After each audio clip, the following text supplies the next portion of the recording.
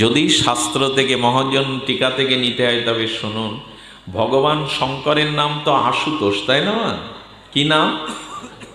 অল্পতেই তুষ্ট হন এবং এমন কিছু বর দিয়ে বসেন। আচ্ছা, আপনি লক্ষ্য করবেন পৃথিবীতে যত দৈত্য অসুর কেউ বিষ্ণু উপাসক না, সব শিব এবং ব্রহ্মার উপাসক।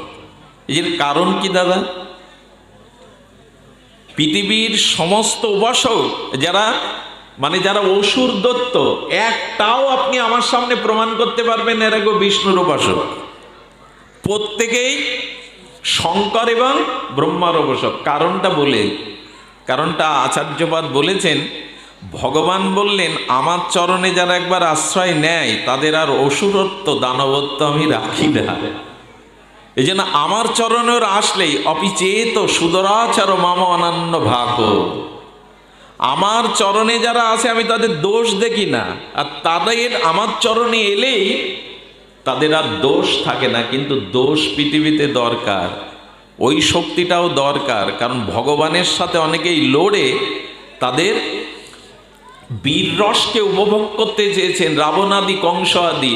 এই জন্য আমি ওদের চিত্তে প্রেরণা দিয়ে শিবের কাছে ব্রহ্মার কাছে পাঠাই, ভগবান বললেন, কারণ ওইখান থেকে বর পাবে, ওইখান থেকে আসরিক দানব শক্তি আমার বিরুদ্ধাচারণ করবে, আর তাদের ইচ্ছা পূরণের জন্য তাদের আমার হাতে বিনাশ হতে হবে, তাদের মুক্তির জন্য আমার হাতে মরতে হবে। কারণ গোবিন্দের এক নাম হতার গতিদায়ক।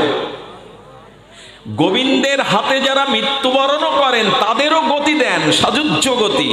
গোবিন্দ বলেন আমার কাছে আসলে আর তার অসুরত্ব থাকবে না, দৈত্য ভাব থাকবে না।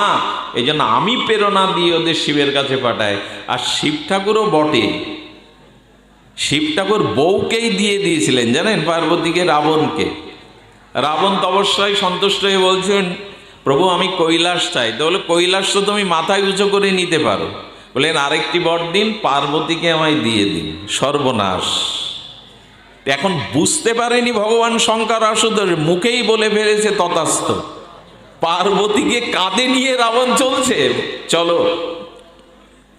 পার্বতী ওইখান থেকে ভগবান কৃষ্ণকে স্মরণ করে বলছে প্রভু সব শেষ ঠিকানা তো তুমি, এখন যাকে বর রূপে পেয়েছি সে বউও দিয়ে দেয়।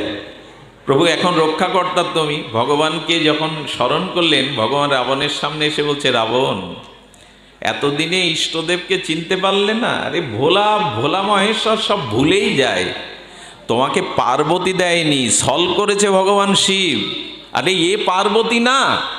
বলেন কি বলছেন ভগবান এ পার্বতী না? বলেন না, শোনো, পার্বতী যে হবে, জগৎ মাতা যে হবে, তার গা দিয়ে পদ্মের বিচিত্র সুগন্ধ বেরোবে। তুমি শুকে দেখো, পার্বতীকে ইঙ্গিত করলে একটু দুর্গন্ধই ছাড়ো, তুমি গা দিয়ে আর পদ্মগন্ধ ছেড়ো না, তোমাকে বাঁচবার এই ছাড়া কোনো উপায় নেই। যখন একটু শুকলেন তখন দেখছে ওইখান থেকে মা পার্বতীর ইচ্ছা জগৎ মাতার, ওখান থেকে সুগন্ধটা পদ্মরাগ গন্ধটা সরিয়ে নিলেন। রাবণ বলছে সি সি, তাহলে শিব ঠাকুর ঠকালে না হয়? আচ্ছা তাহলে তুমিই বলো বিষ্ণু, পার্বতী কোথায়? বলো পার্বতী পাতালে।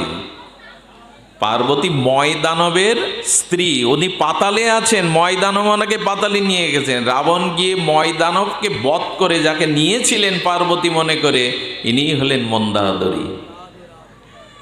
আমার মতে ভগবান শিব ঠাকুর, আচ্ছা মনে আছে তো, মনে আছে সেই বৃত্তাসুর তপস্যা করে ভগবান শিব বলেছেন কেউ যদি শিবলিঙ্গ না পাও বিগ্রহ, তাহলে বুড়ো আঙুলে ওম নমঃ শিবায় বললেই আমি সন্তুষ্ট। এক গ্রামের সহজ ব্যক্তি শহরে গেছেন শিবরাত্রির দিন, তো অ্যাম্বুলেন্সের সামনে আগে এরকম লাল একটা শিবের মূর্তি থাকতো জানেন, ওই দেখে নমঃ শিবায় বলেছে, ভগবান আশীর্বাদ করে দিয়েছে। এত আশুতোষ যে কি করলেন, বেত্রাসুর না, বৃত্তাসুর যার নাম হয়েছিল ভস্মাসুর, তপস্যা করে বললেন বর দিন। কি বর? যার মাথায় হাত দেব সে যেন ভস্ম হয়ে যায়। তথাস্তু। একবারও ভাবলো না শঙ্কর কি বর দিচ্ছি। বলেন শঙ্কর আপনি তো কৃপা করে বর দিলেন, তো পরীক্ষাটা কাকে দিয়ে করব? আপনি মাথাটা এগিয়ে দিন, দেখি আপনার বর ঠিক আছে কিনা। আপনাকে ওর ইচ্ছা শিবকে ওইখানে ভস্ম করে পার্বতীকে আর কৈলাসকে নেবে। অসুররাও তপস্যা করে ভোগের জন্য। ভগবান শিব বললেন সর্বনাশ, সে তো আমার পরে আমাকেই শেষ করতে চাইছে। ভগবান দৌড় দিয়েছে। শিব শিব তত্ত্বটা এমন, উনি নিজেকেও সবসময় বাঁচাতে পারেন না, উনি দৌড় দিয়েছেন। আর দৌড় দিতে দিতে চিরদিন যা হয়, ভগবান শঙ্কর স্মরণ করলেন। অনাদিরাদি গোবিন্দ আর কি করবেন, এসে একটু আড়াল করে বলছেন, শোনো, ভোলা তো ভোলাই, উনি যা বর দেন সব সত্য মনে করতে নেই, মিথ্যা তুমি দৌড়াচ্ছ হাঁপাচ্ছ, আরে ওই বর ঠিক না। বলেন, আপনি আমাকে পথভ্রষ্ট করছেন। ঠিক না যদি হয় আপনি মাথায় গিয়ে দিন, আপনার মাথায় হাত দিয়ে দেখি। বলে, আচ্ছা আমার কথা তো শোনো। ভগবান বাক্যের জালে বললেন, ভগবান শঙ্কর কখন কি কাকে বর দেয় ভেবে চিনতে দেয় না। আচ্ছা তুমি পরীক্ষা না করে ছুটছো কেন, আমার মাথায় হাত দিও, তুমি আগে পরীক্ষাটা করো। আজ এই কথা যারা শুনছেন আপনারা তো বোকা না, বিজ্ঞ শ্রোতা, আপনারা বলতে পারেন অসুর হাত দিল কেন? অসুর হাত দিতে চায়নি। বিষ্ণুকে বলছেন, আপনার বুদ্ধি আমি বুঝেছি, আমি হাত দেবো আর আমি শেষ হব। বললেন, আমি তা বলিনি, সরাসরি হাত দেবেন কেন? আপনি এক হাত দূর থেকে, হ্যাঁ আপনি কিছু দূর থেকে দেখুন আপনার হাতে তাপ হচ্ছে কিনা। যদি তাপ হয় তাহলে বুঝলেন বরটা ঠিক আছে, আর যদি শীতল থাকে বর ঠিক নেই, যা তা দিয়েছে। আচ্ছা শিবের বর কি হিটার নাকি আগের থেকে তাপ হবে? ভগবান শিবের বর কি হিটার আগে থেকে তাপ? ভগবান বিষ্ণুর মায়া। বলেন একটু হাত দিয়ে দেখুন। বলে এটা তো সত্য, তিরিকাল দৌড়ে বেড়াচ্ছি, এত এত দৌড়াচ্ছি, কষ্ট হচ্ছে, একটু পরীক্ষা করি না। উনি তখন কিছুটা দূরে সাবধানে দিয়ে বলছে, কোনো গরম নেই তো। বলে তাহলে ওনার কথাই সত্যি হবে, যেই দিয়েছেন শেষ। শিব ঠাকুরকে ডেকে বললেন, আপনার জন্য আমার সংবিধান বদলাতে হয় মাঝে মাঝে। ব্রহ্মা একদিন চাকরি ছাড়তে গিয়েছিল কৈলাসে, পার্বতীকে বলছেন, মা আজ থেকে আমি তো বিধান রচনা করি, জীবের ভাগ্য আমি ছেড়ে দেব। কেন? তো তার কর্মফলে যা আছে, আমি ব্রহ্মা, আমি বিধি, আমি লিখে দিই, কিন্তু শিব ঠাকুর সব উল্টে দেয়। এই চাকরি নিয়ে লাভ কি যদি আমার সংবিধান না টেকে? নিন্দার ছলে শিব স্তুতি করছেন ব্রহ্মা। তো মাঝে মাঝে ভগবান শঙ্করকেও পালাতে হয়। কিরকম জানেন? রাবণ গিয়ে দেখছে ঋষিমণিরা শঙ্করকে প্রণাম করছে। রাবণ বলছেন, আমিও কি ওদের দলে দাঁড়াবো নাকি? আমার একটা বৈশিষ্ট্য আছে না, আমি লঙ্কেশ রাবণ। সে কৈলাসটাকে মাথায় তুলে নাড়াচাড়া করছে। শিব ঠাকুর পার্বতীকে বলছে, ভূমিকম্প হচ্ছে নাকি? বললেন না, আপনার ওই শিষ্য রাবণও মাথায় তুলেছে, কৈলাস নিয়ে যাবে। না পেরে বললেন, বাবা কৈলাসটা নামা, আজ থেকে তোকে প্রণাম করতে দর্শন করতে আসতে হবে না, আমিই লঙ্কায় তোর বোঝা নিতে যাব। শিব ঠাকুর মাঝে মাঝে নিজেকে রক্ষা করতে পারেন না। শিব ঠাকুরই তখন বলছেন, আমিও প্রকৃত আশ্রয়দাতা নয়, রক্ষক নয়, রক্ষক একমেব অদ্বিতীয়ম শ্রী গোবিন্দই হলো জীবের রক্ষক এবং আশ্রয়। একমাত্র রক্ষক এবং আশ্রয় ভগবানের। এই জন্য যদি আশ্রয় নিতে হয়, শ্রী গোবিন্দ রাধারানী চরণে আশ্রয় নিতে হবে। এই কথা আমি বলবো কেন? ভৃগুমুনি বলে গেলেন, ব্রহ্মা তুমি পিতা, তোমাকে একদিন সম্মান, একদিন প্রণাম করলাম না বলে তুমি আমাকে তাড়িয়ে দিলে। পরীক্ষা শেষ। শিব ঠাকুরকে নিন্দা করছেন, হাড়ের মালা গলায়, বাকশাল পরিহিত, চিতাভস্মমাখা ত্রিশূল তুলেছেন, বলে তোমারও পরীক্ষা শেষ। সেই ভৃগু বৈকুণ্ঠ অধিপতি বিলাসমূর্তি নারায়ণের বুকে লাথি মারলেন। লাথি পেয়েও ভগবান অশ্রু সজল নয়নে বললেন, আমার হৃদয়টা পাষাণের থেকে কঠিন, কিন্তু তোমার চরণ, ভক্ত চরণ ফুলের মতো কমল, তোমার চরণে ব্যথা লেগেছে ভৃগু। আমি আর লক্ষ্মী দেবী তোমার চরণ সেবা করি, এসো।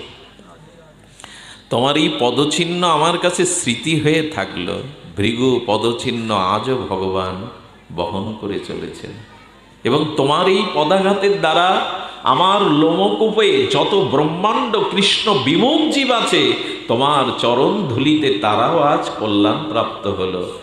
ভৃগু এসে ঋষিমণিদের বললেন, একমাত্র উপাস্য তত্ত্ব শ্রী গোবিন্দই, একমাত্র উপাস্য তত্ত্ব শ্রী গোবিন্দই।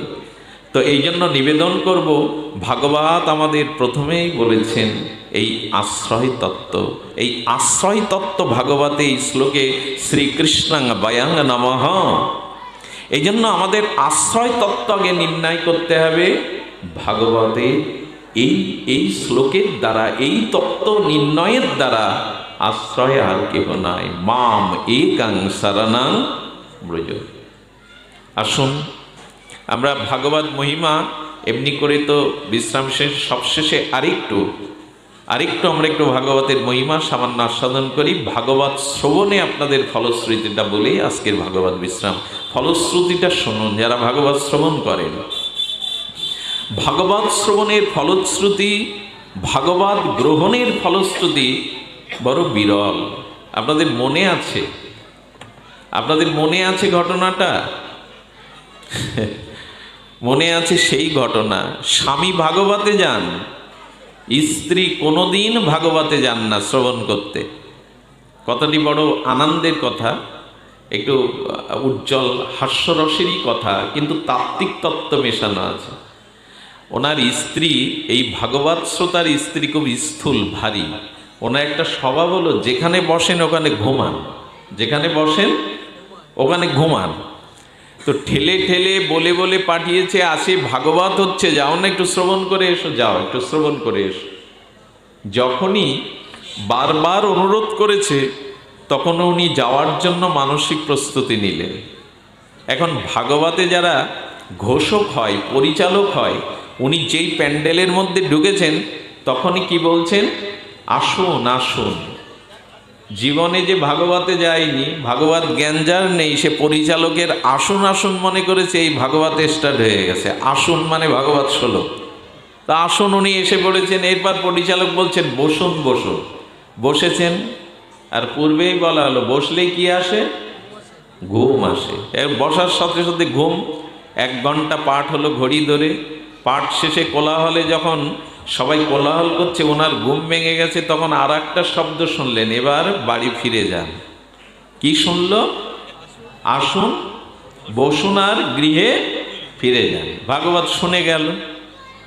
স্ত্রী সন্ধ্যায় জিজ্ঞাসা করছে, কি শুনেছে একটু বলো। বলে, আর তোমার ভাগবত, ওই 3টেই শব্দই তো শুনলাম, আসুন বসুন আর গৃহে ফিরে যান। বলে, শোনো, ভাগবত অক্ষর না, ভাগবত সাক্ষাৎ ভগবান।